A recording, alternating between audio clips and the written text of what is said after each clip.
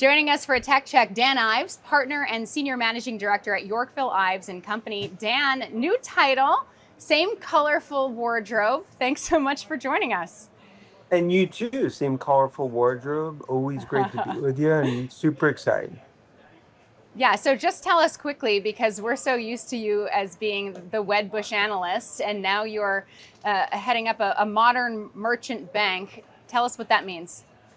Yeah, launching a modern merchant bank with great partners, Yorkville. So Yorkville Ives, look, for me, this is my evolution in 25 plus years on Wall Street. It's the next step to really create a bank that focuses from research to banking to sales and trading, but also has capital in tech, in AI, in energy, and a lot of other infrastructure and other sectors. And I'm just super excited to be on this journey, and this is being the next step. Okay, so I know in this transition you can't recommend stocks just yet, so we're just getting that out there because I'm sure our viewers are eagerly awaiting the this or that here. But I think it's great to have you on, especially right now, because there's a lot going on and we need you to kind of make sense of it all Yeah. for us. We have chips selling off, we have memory names well off the highs. But then we have names like Apple hitting all-time highs. So break it down for us right now. What is the market getting right and what is it getting wrong? Well, I think what was wrong with the market was maybe the names, the big tech names that are really driving the AI revolution. Those are really the stocks that were in the penalty box, right? I mean, you go back to Microsoft, I'd say Apple, and we've talked about it a lot, right? I mean, in terms now they actually have an AI strategy and they have a massive install base that's unmatched. Investors are starting to recognize that value. I think when you look what's happening on memory and chips and Kospi, you're really seeing a bit of a sort of gut check moment from memory and chips, and I think a rotation to the other subsectors. Some of the China AI news in terms of the models, this is a mini DeepSeek moment. Look, me and you have talked about it for years. We're going to go through these white knuckle moments, but that's all they are because we're still in the third inning of the AI revolution. White knuckle moments, but are these red arrows warranted? No, because I just continue to view it that it will be earnings season that dictates where these stocks go. Everything that happens now is trading activity. It's, concerns about some of the stuff that's happened between US and China. But Calvin, it all comes down to fundamentals, AI monetization on big tech, on chips. Demand to supply 15 to 1 for chips. And we've talked about it. That's what we focus on in terms of the broader themes that we've talked about for years, and we're still early in those themes. Semis have lost a lot of momentum, though. The sector's down for a third week out of four. What's a catalyst to get semis back to all-time highs? Because the market doesn't necessarily seem to care about earnings beats. Yes, I think yes and no. I do think a lot of this is related to what we're seeing in Korea. I mean, it all traces back to memory, Kospi, SK going public. Did that market get overheated, right? There's concerns there. And then you're seeing, I think so many investors, whether it's retail or institutional, a lot of them are in the same trade. When stocks get hit, there's an unwind. But it's no different than what we've seen over the last few years. I mean, our whole point is you have to be able to understand the scale and scope of the AI revolution is being underestimated by investors today. And that continues to be our view. Yet investors are starting to question whether the whole AI CapEx boom is even sustainable. What's the strongest evidence that you see that they're wrong? CapEx is getting accelerated. I mean, I just view it as you got to follow CapEx because I don't care if Microsoft stocks up or down, if Alphabet stocks up or down. It's about CapEx from big tech. Are they doubling down or are they pulling back? Because that is what's driving everything. Because for every dollar of CapEx spent, there's a $4 to $5 multiplier across the whole ecosystem, whether it's neo clouds, infrastructure, cooling, software, whatever it may be. that is the most important part about this whole thing is that it's still early days. I know you said you don't care if those names are up or down, but just pointing out that the Meg 7 is still very split. Only Alphabet and Apple are actually outperforming the broader market. Microsoft, Tesla, and Meta are faring the worst. Are you still a believer in the Mag 7 as a whole? I'm a I'm a core believer because the AI revolution doesn't happen without those names. And even though I think what's happening with some of those names and maybe sort of the bifurcation to some extent. Look, Apple, they're not spending the CapEx. So now Mm-hmm. that they have an AI strategy, and I think also the fact that they're putting a line in the sand with OpenAI, which I think was a smart move, they're getting rewarded for it. Alphabet, if you look across the board from search to what they see on Gemini to cloud, I mean, they obviously have probably the most end-to-end position, right, in terms of on these names. Meta, they're spending CapEx, but you have to see the monetization. And I think Microsoft, that's why that stock continues to really be in the penalty box, is the way it's treated by investors. I have to go back to Apple for just a second. That one obviously has been in the headlines quite a bit, just surpassed Nvidia in terms of market cap. It's at all-time highs. You said Apple, now that they have an AI strategy, but have you tried talking to Siri anytime recently? Because we certainly don't necessarily see it on our phones yet. So I'm sure that there are viewers saying, what's the strategy? But yeah, and the strategy is going to be like with Gemini, you're basically going to now have a semi-proprietary model where Apple is gonna, they're not trying to be better than Anthropic or better than OpenAI. But when you have 2.5 billion iOS devices, 1.5 billion iPhones, they're trying to monetize their install base. And they're also, look, they're essentially a toll collector on the consumer AI highway. But the last few years, they didn't have a strategy. Now you actually have a strategy and a product, which is real. So you're a believer in the Mag 7 still. Are you a believer that we'll start to see them start trading more in line with each other, or do you think that we should just get used to, some being the winners and some not? I also think like the idiosyncratic, like each one has almost like its own story to some extent. So I think the days of just buying the index and buying the Mag 7, yeah, I think those days are probably in the rearview mirror because now it's each name has a specific story, execution, strategy, finance that they need to do. Okay, so would you say that this moment in time is simply a buy the dip moment, or do investors need to actually be much more selective than they were 6 months ago? I know you can't tell us what to buy, but do you Mm, look at this as just that? I look at this as it's year three of an 8 to 10 year build out. We're gonna have every year three, four, five times that there's these gut check moments. But to me, it keeps coming down to demand, enterprise scale, and monetization. If that shows up, which I believe it will in 2Q earnings, then a lot of this becomes noise.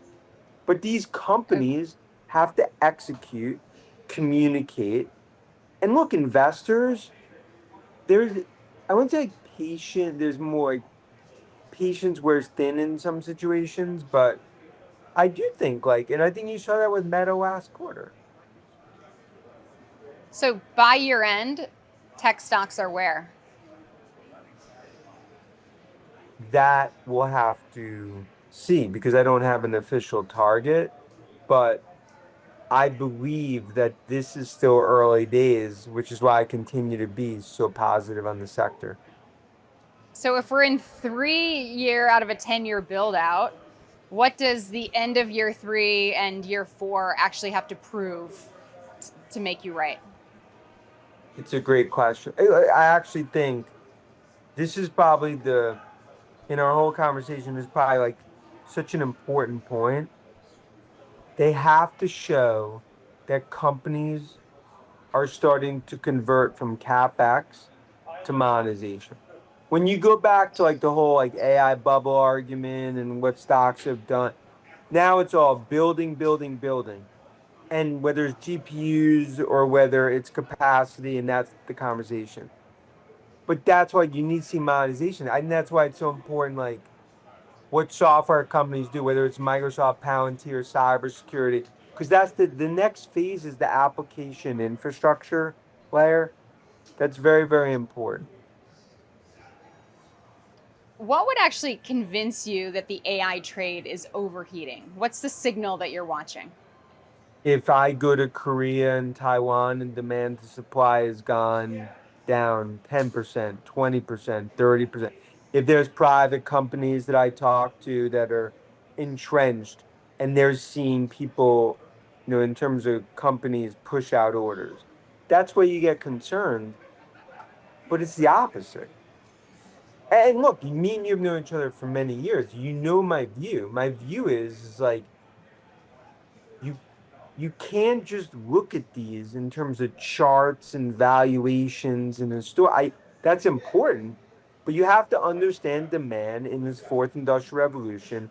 This is Las Vegas, 1955, building out the AI. It's building out the Las Vegas Strip.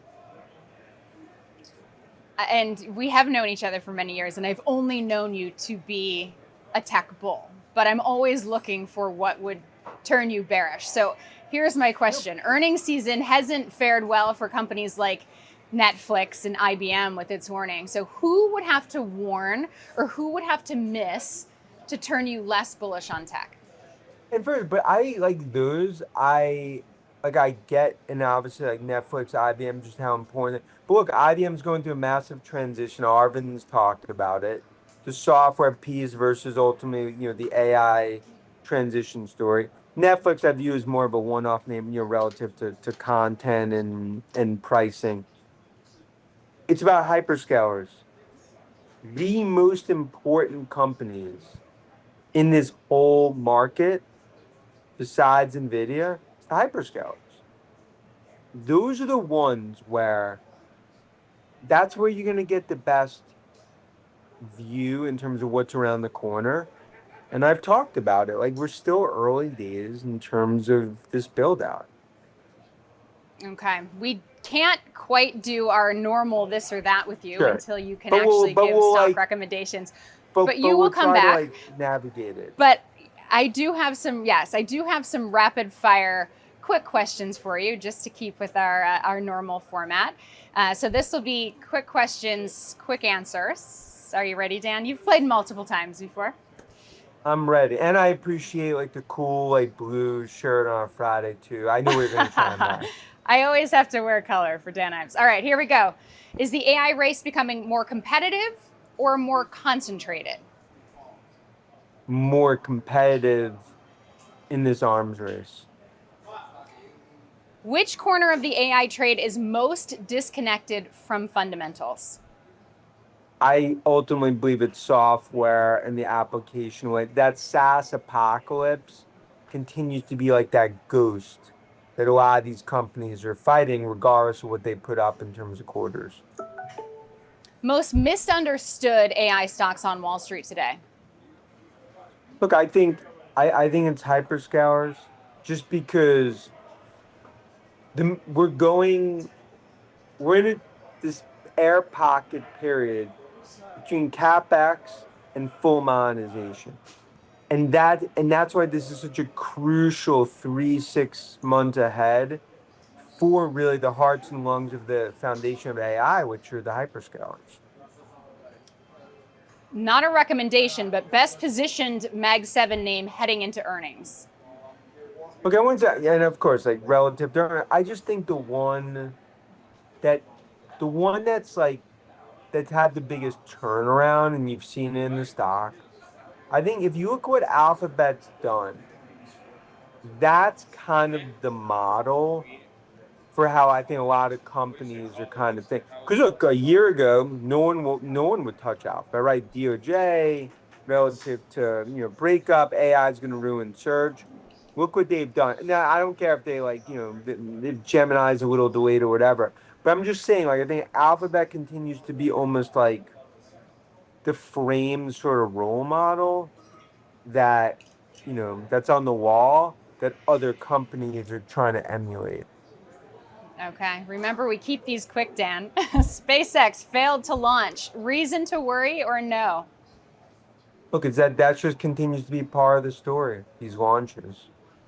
But again, you can view these over one or two launches. You gotta look at the broader story. I think that's the opportunity and the challenge.